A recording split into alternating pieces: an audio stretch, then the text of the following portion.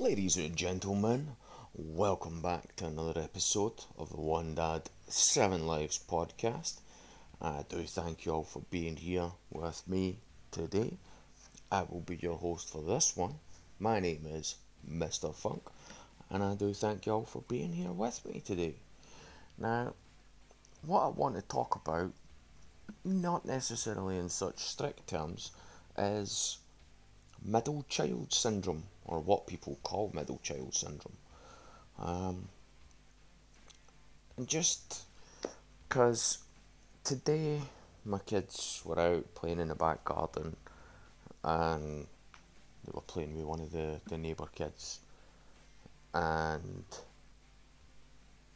he hurt my eldest daughter, who is my middle child, as you would call her. And the the wee guy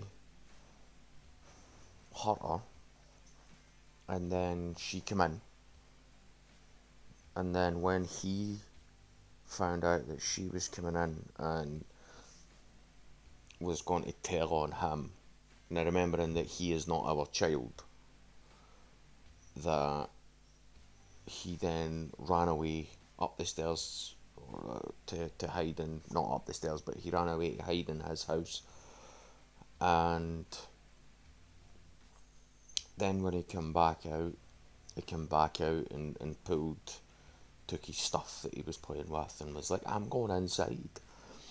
And my younger kid, my youngest and my oldest, um, were then sticking up for their sister and clapping and cheering and, yay, bye then, yay, he's going in, all of this sort of stuff. And I was absolutely pissing myself, like, absolutely pissing myself, because I was standing at the window watching this happen. And the way I see it is that if they were if he was doing the same to one of them, I would find it hilarious, because they've taken a huff because of something that he has basically not done, you know? Like, he took a huff because he thought that he was going to get into trouble, even though we can't give him into trouble because he's not our child. We can maybe tell him not to do something, or hey, look, stop that sort of thing, but I'm not going to shout at someone else's kid for hurting my child. I might go to their parents and tell their parents, like, look, this shit happened, but that would only be if it was severe enough. And if I'm being entirely honest, my kids are pretty tough when it comes to that shit. They don't really give two fucks for the most part, and they just want to get on with their day, get on with their life. If they get hurt, they pick themselves back up. They might cry if it's bad enough, but generally they just pick themselves up and get on with their fucking day. And I don't see a problem with that. Like, but my point to the whole thing, I know I've gone off on a little bit of a tangent, but my point to the whole thing is, people say there's, middle child syndrome and they get neglected and the older siblings and the younger siblings don't fucking care about them. I honestly don't see that in my kids. Like, my kids absolutely love each other. They fight like cat and dog. Absolutely, of course they do. They're fucking kids. Like, what are you trying? Like, I'm not trying to say that my kids are fucking perfect, and they don't fight, because they do. They're kids. All kids fight. But my kids are very, very different when it comes to loyalty. Um, if you fuck with one of them, you fuck with all of them. Doesn't matter if you hit the youngest one or the oldest one. If you fuck with one of my kids, they will definitely make sure that you understand that you don't do that a second time. It's not the first time that something like this has happened. My kids are plenty in the way of not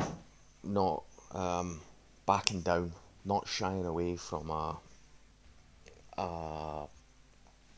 a confrontation, and I am quite happy with that. I don't honestly care.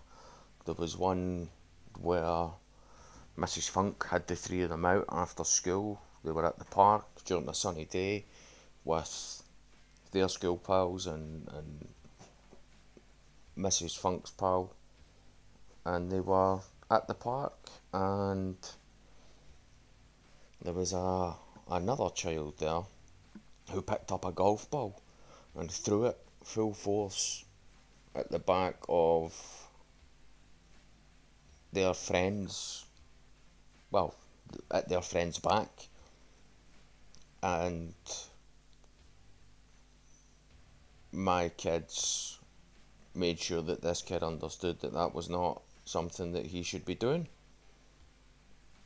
Not necessarily through force, but most definitely through, um, shall we say, appropriate measures. That's the way I would put it anyway. Like, if you're big enough and old enough to hit somebody, you're big enough and old enough to get hit back. And I don't give a fuck what you say. Like, I would never set my 10-year-old or my 12-year-old or my 14-year-old on a kid who's massively, massively younger than them. But I would also never expect an older kid to hit a younger kid, which is what happened in this case. I think the wee guy that hit him was like 6 or 7, and the wee guy that got hit was 4, 5, 6. There was like a year difference between them, so it was like 6 and 7 or 5 and 6. Anyway, my point is that my youngest is just as vicious as her brother and sister, if not more vicious, because she doesn't have that, oh, I should maybe stop at this point thing in her brain, because she's not quite at that age yet. And like I said, all three of my kids are under the age of 10. And, you know, the older two know what the rights and the wrongs are of the world, and what they should and shouldn't do, for the most part. They're still kids, they still have their things. But, yeah, my kids are not for taking any shit from other people. And especially when it comes to their friends or their siblings, like, they don't fuck with that shit. And if you think that that's an appropriate course of action, is to hit someone or assault someone for no reason, then my kids will make sure that you understand that it's not an appropriate course of action. And honestly, I'm good with that. If they want to stick up for each other, fucking good on them. I'm happy for them and I'm glad that they do it. And I would never have it any other way. And it's certainly the way that I want them to be. Without a shadow of a doubt, is the way that I want them to be. And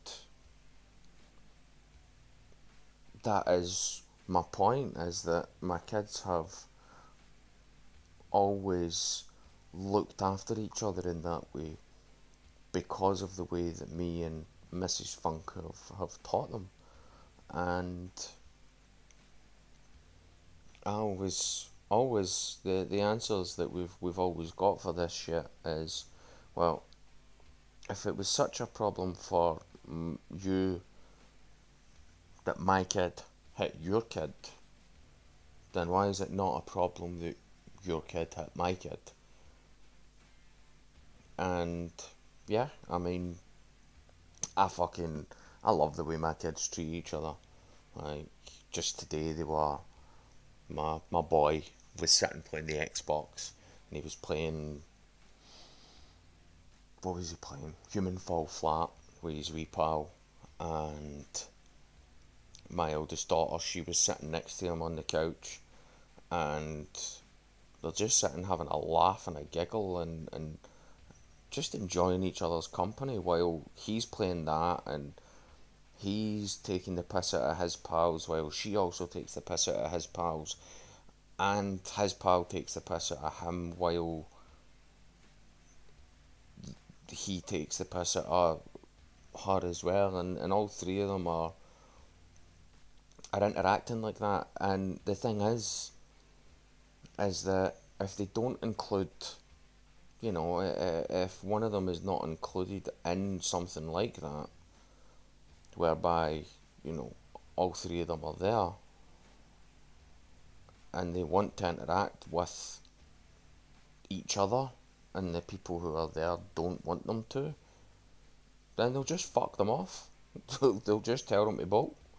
And I'm quite happy with that. Like, what parent doesn't want their kids to be in such a way that they tell people to fuck off if they don't want to play with their siblings? Like, I don't know anybody like that. And it's something that I've instilled in my kids because of the way that my family was, and still is to this day. Um, I I don't want my kids to grow up and, possibly not talk to each other or not see each other. And I don't think that it's fair that their friends think that they come before their siblings do. And my kids are more than happy to tell them to piss right the fuck off. And if you have a problem with it, then you can piss off. Like, that's it. That's just the be all and end all of it. Is deal with it or piss off. And yeah, I mean, I don't have one single issue with that in the slightest. And yeah, I mean, I think that if I'm being honest, going back to my original point, is that if you think middle child syndrome is a thing, then that's you as an adult that hasn't taught your kids properly. You haven't taught your kids how to be with each other and how to treat each other in a happy and loving way, in a way where they actually appreciate being with each other, where they actually appreciate being near each other, and participating in things with each other. And I think it's absolutely fucking insane, um, that if you you have your kids like that and they don't treat each other like that, then that unfortunately is a parenting thing. You just make sure that your kids understand that, you know, being being with each other isn't a problem, it isn't an issue. And stop them from being snarky to each other. Like, that's the one problem. Like, my kids are allowed to rip on each other. They're allowed to rip on me.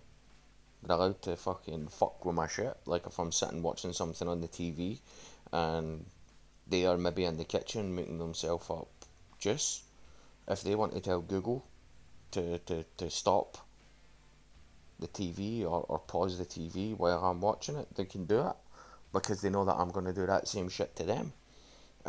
And, like, we can rip on each other, absolutely. We can slate each other and have fun in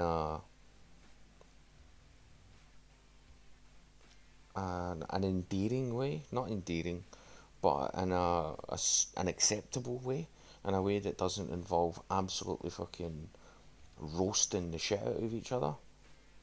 And yeah, we do that, obviously. We're a family, we roast each other, but not to the extremes that I've seen some of y'all motherfuckers do it, where you're just screaming at your fucking kids and calling them all the names under the sun. Like, and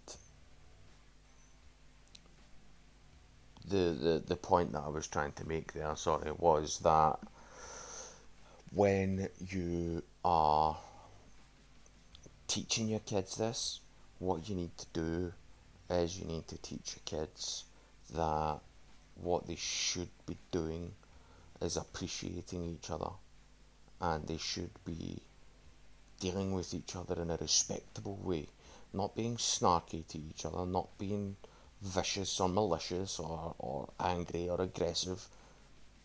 Just they can rip on each other without being assholes to each other, if that makes sense. They don't need to be vicious to slag each other, to have a bit of a go at each other, to kind of have a prod and a dig. You don't need to be a dickhead to do that. And I think that's a thing that a lot of you are making mistakes with, is that you're allowing your kids to be vicious to each other. You're allowing your kids to be vitriolic to each other and to cause each other emotional damage. And my kids know that anything that I say to them, unless I put the "I'ma fuck you up" dad voice on, then my kids know that I'm not being serious. Like, half the time I can't get my kids to take me seriously unless I put the "I'ma fuck you up" dad voice on, because I do mess about with them so much, and that's probably a problem that I've got. And I'm not saying that my kids are perfect, and I'm not saying that my kids are angels, please don't get me wrong, but